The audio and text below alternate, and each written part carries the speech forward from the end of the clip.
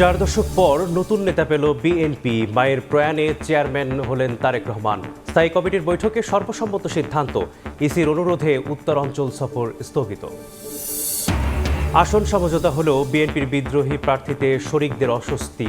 ধানের শীষের নেতাকর্মীদের সহযোগিতা না পাওয়ার অভিযোগ, সহনশীল হওয়ার আহ্বান হাইকমান্ডের। প্রার্থিতা ফিরে পেতে ইসিতে 645 আবেদন। আজ থেকে শুরু হচ্ছে আপিল নিষ্পত্তি শুনানি।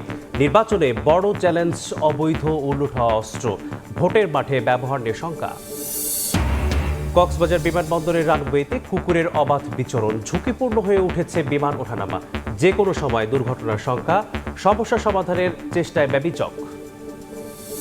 ডাক্তার কি ফার্মেসির লোকের সাথে আলাপ করে বললো যে আমার জ্বর তো কমে না, হয়তো অ্যান্টিবায়োটিক দিয়ে দেয়। এমনক সিরাপ দিয়েছে, ওইটা খাইছি, এতে কাজ করে না।